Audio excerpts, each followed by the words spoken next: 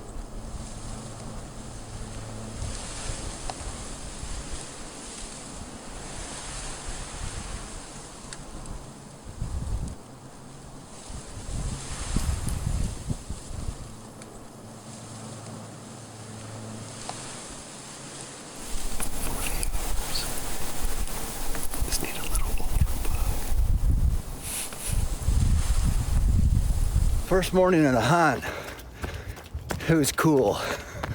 17 degrees, and right away we got in on a big 2x2. But I knew if we were just patient with that hot doe out in front, we basically had a live decoy. And so we stood there for a long time.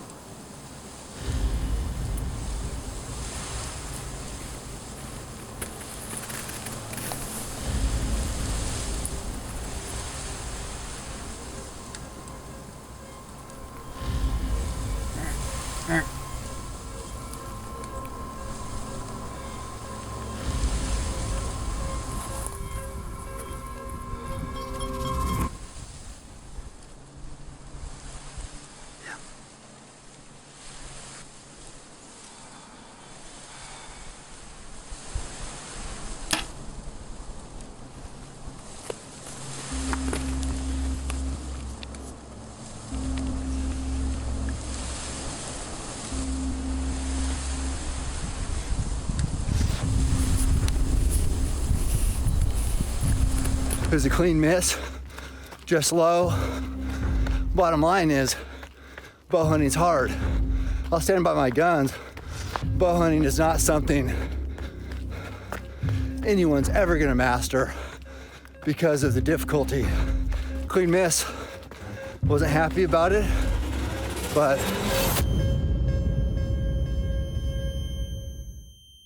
it's what I work every day for. I gotta get it done.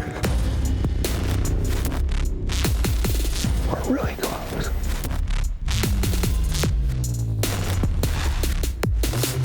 Took off running. See, gone.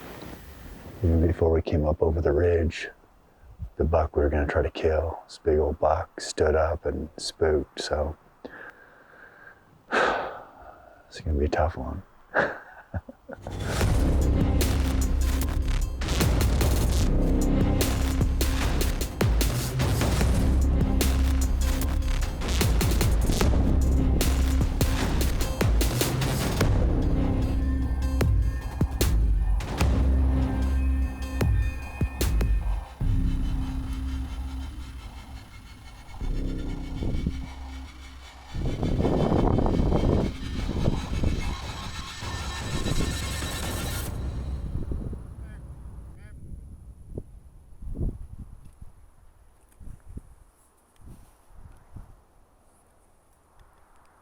A key part of mountain running and pushing your body in tough conditions is there's gonna be variables.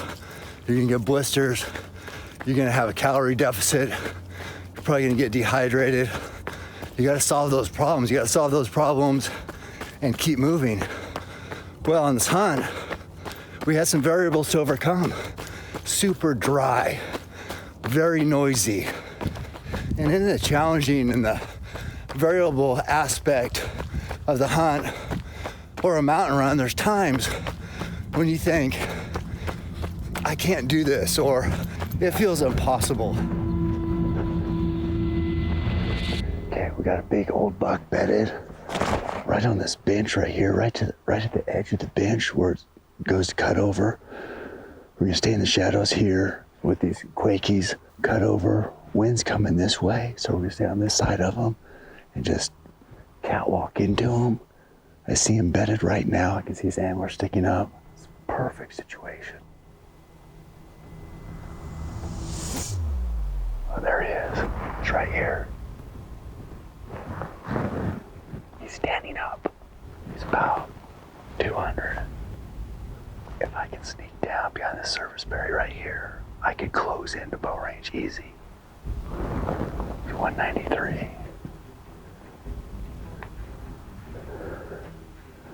That serviceberry bush is 120, so it'd be 73.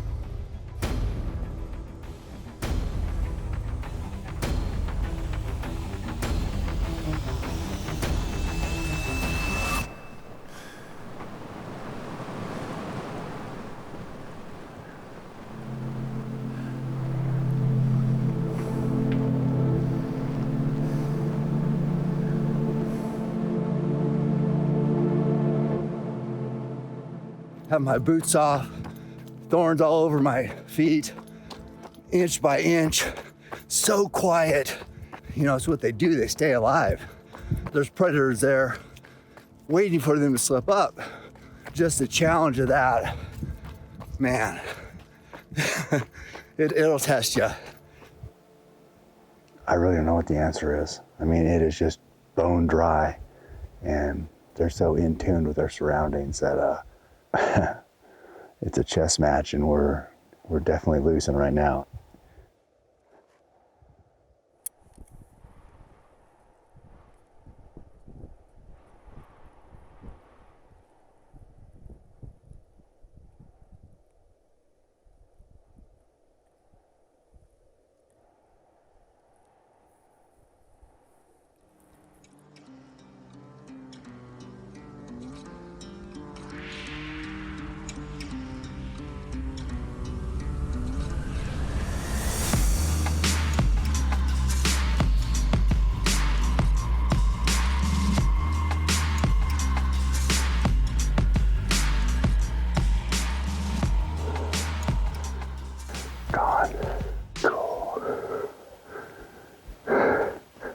got some steps in.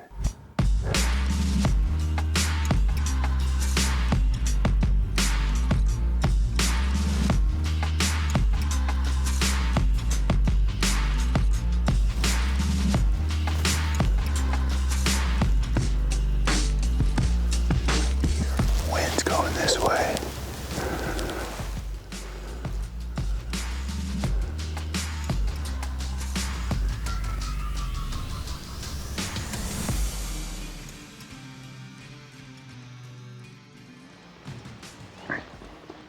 Well, we're in bow range, didn't know it.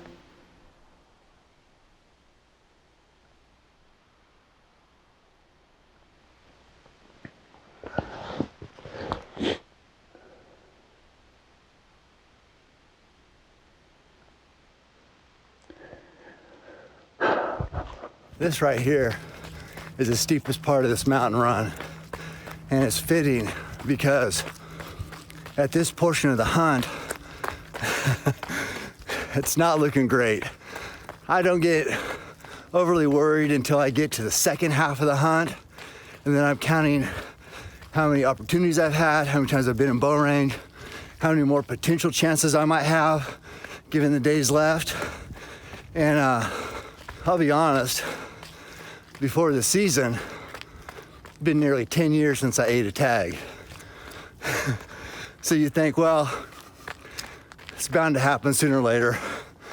I thought, is this the one?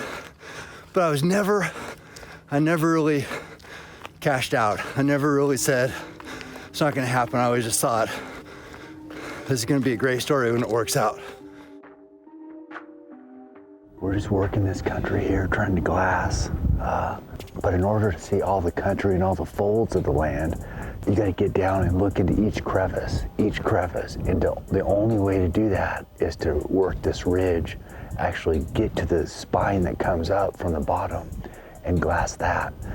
We're just trying to get boots on the ground, let the glasses do the work, but still just expose all the country here, because that's what it's gonna take on this hunt. It's just a lot of effort and a little bit of luck. Last morning of the hunt, been a long week, and I knew in my head it might come down to one final stalk. I gotta be perfect. I knew I had to be perfect. Got an old buck bedded on the backside of this ridge. We're gonna cross over right here. We spotted him from a high point about a mile away. The key with this is the wind's coming down, so if anything, we got to err on the downhill side of him and come back up into the wind.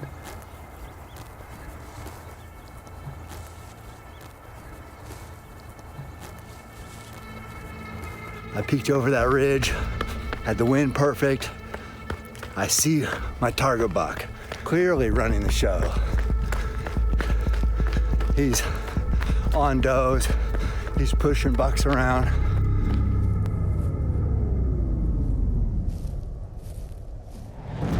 Thought to myself, this could be it.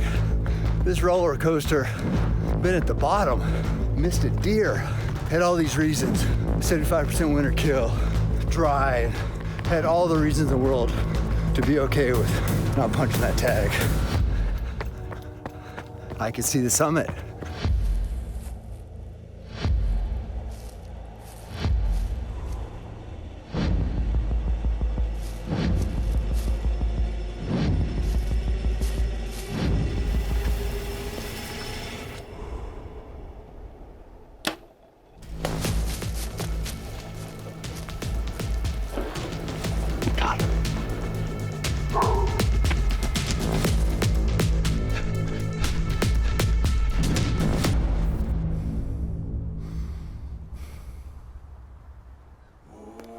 There he is. This is a good feeling. This whole week, it was just like we were just putting in the reps. Every stalk, every blown opportunity was just a way to learn and get better. Man, it was a grind. It was a grind, but it was, you know, the peaks and valleys of bow hunting are what makes it so special. It's not easy. If it was easy, I wouldn't do it. I wouldn't be drawn to it. It's the challenge in life is what I love, and I've never found a greater, more pure challenge than bow hunting.